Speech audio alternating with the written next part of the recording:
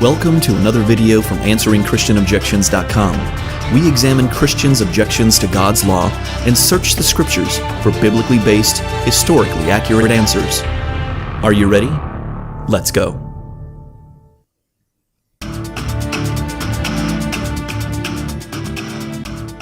This next objection comes to us from Sherry B. in Davenport, Iowa. Sherry writes, Jesus taught that mercy nullifies the law in John 8:11. Here's the verse Sherry's talking about. Straightening up, Jesus said to the woman accused of adultery, "Woman, where are they? Did no one condemn you?" She said, "No one, Lord." And Jesus said, "I do not condemn you either." That's John chapter 8, verses 10 and 11 in the New American Standard Bible. Sherry continues, Jesus teaches us that His mercy nullified the law in His example with the adulterous woman. Thank you for writing, Sherry.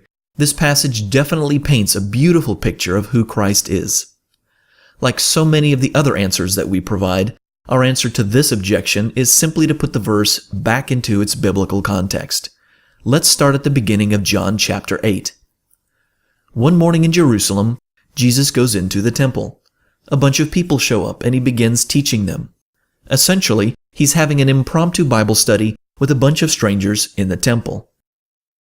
While He's teaching, some scribes and Pharisees bring a woman caught in adultery into the middle of this Bible study and ask Jesus to pronounce her guilty or innocent. They aren't seeking justice. They're expecting a guilty verdict since she was caught in adultery the very act. Notice the next verse. The Pharisees were saying this to test Jesus so that they might have grounds for accusing Him.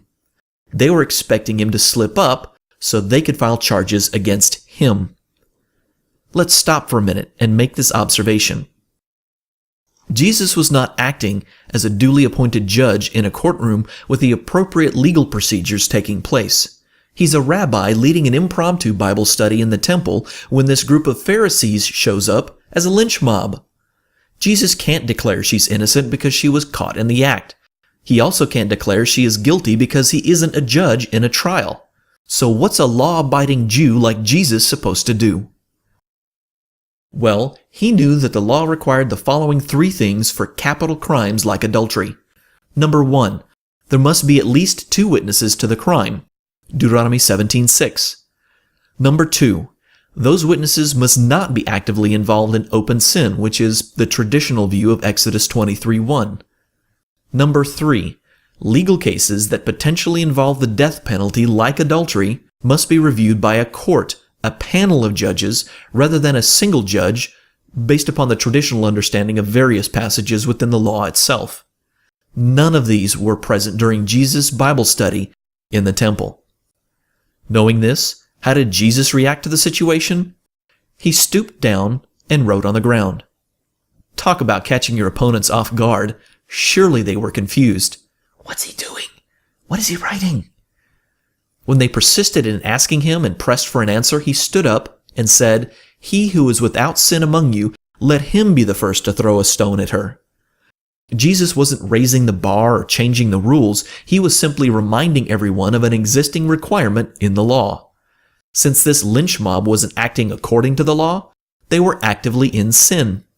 The mob began to leave, beginning with the older ones who recognized that what they were doing wasn't lawful or right. Jesus stooped back down and wrote on the ground some more. After everyone had left, Jesus stood up and noted that there was no one who was testifying against her and condemning her.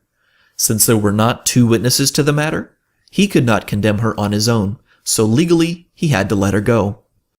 Rather than disregarding or annulling the law, Jesus masterfully and lawfully uses the law itself as a means to disperse the mob, thwart His enemies, and show grace to the accused woman. That's not the end of the story, however. There is more. Jesus' parting words to the woman are, "Go, from now on, sin no more." His clear expectation to her was that she stop sinning and begin obeying the law. Jesus expected the exact opposite of what this objection claims.